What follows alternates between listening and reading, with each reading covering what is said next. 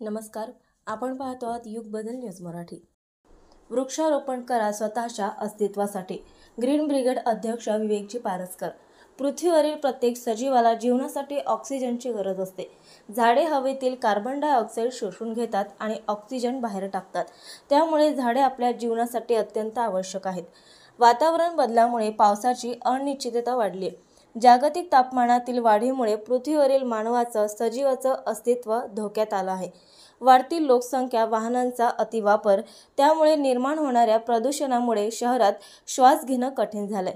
शुद्ध हवा आणि ऑक्सिजन हवा असेल तर झाडांशिवाय पर्याय नाही। वृक्ष आपल्याला फक्त पाने फुलेच देत नाहीत, तर आपल्याला जगण्याची ऊर्जा देतात, नवी आशा देतात, उमेद देतात। म्हणूनच वृक्ष संवर्धन काळाची गरज आहे। वृक्षारोपण करून त्यांचे संवर्धन करणे अत्यंत महत्त्वाचे असल्याचे ग्रीन ब्रिगेडचे अध्यक्ष विवेकजी पारसकर यांनी सांगितले। नमस्कार बंधू भगिनींनो, मी विवेक रामराव पारसकर अकोल्यात असतो। मोठा व्यावसायिक आहे। व्यवसायाच्या निमित्ताने मी अनेक देश फिरलो।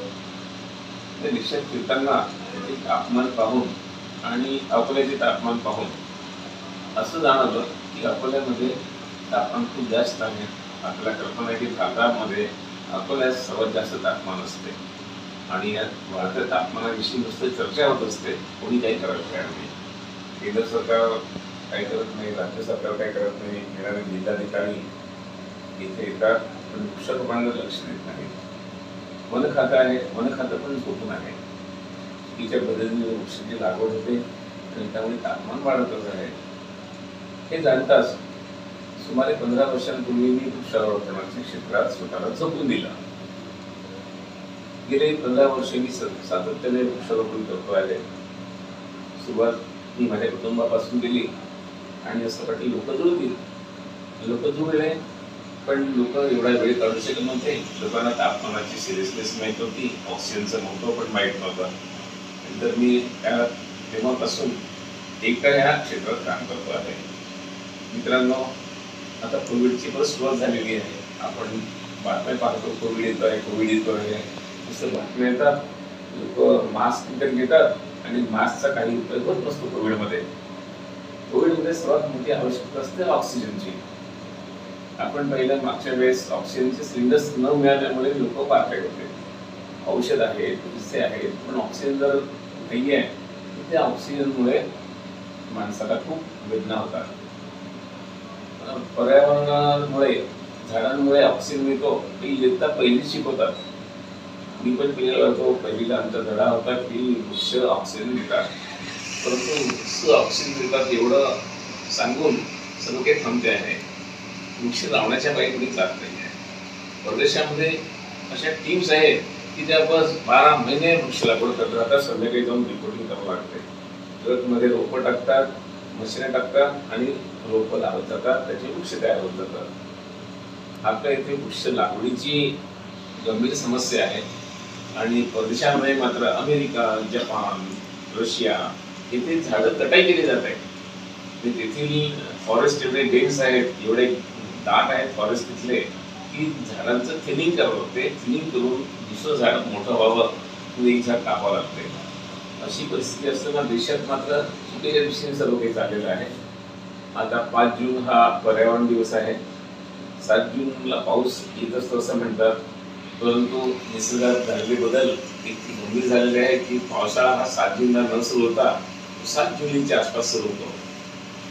मी मागच्या वर्षी 1 लाख रुपयांचं संगोपन केलं, त्याचं वाटप केलं आणि गेले वर्षभर त्यातील ज्या ज्या शक्य आहे त्या त्या झाडांना आमचा टेम्पो, आमचा टँकर पाणी देत असतो।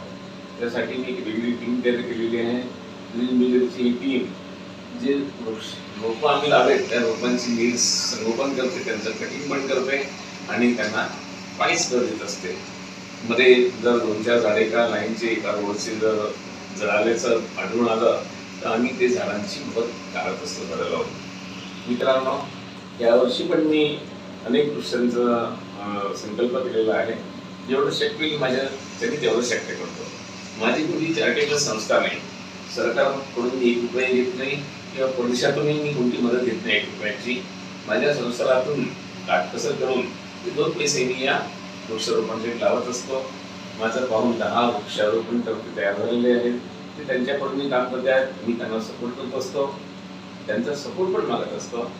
यावर्षी मी वृक्षारोपणात खूप सक्रिय राहील. मला जिथे ते आहे ते सहकार्य करावे. आणि मी पाहिलं, मी लावलेले जे रोपं आहेत ते जर बाय चान्स पडलं तर लोक रस्त्याने येऊन त्याला सरळ करतात, त्याचे व्हिडिओ मला पाठवतात, मला फोन करतात की साहेब तुमचे रोशन रोडवरचं झाड पडलं होतं, त्याला मी सरळ केलं आणि काठी लावली. लोकांमध्ये पण आता सतर्कता आलेली आहे. आपल्या पुढच्या पिढीला प्लॉट, सोनं, प्रॉपर्टी देण्यापेक्षा त्यांना सोबतच ऑक्सिजन मिळेल की नाही याची पण आपण काळजी घ्यावी लागेल. आपण आपल्या पुढच्या पिढीतील मुलांना विचारावं की बाबा तुला प्लॉट पाहिजे की ऑक्सिजन पाहिजे 50 वर्षांनी. तर तो हेच मी की बाबा मला प्लॉट नको, मी प्लॉट कसे घेऊन टाकेल, घराच्या घरात राहील, पण मला ऑक्सिजन तर द्या तुम्ही. ऑक्सिजन म्हणजे झाड.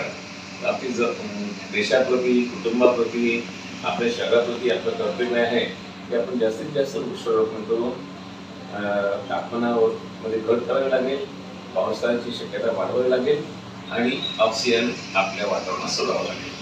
धन्यवाद. थँक्यू. नवीन अपडेट मिळविण्यासाठी चॅनलला लाईक आणि सबस्क्राईब नक्कीच करा.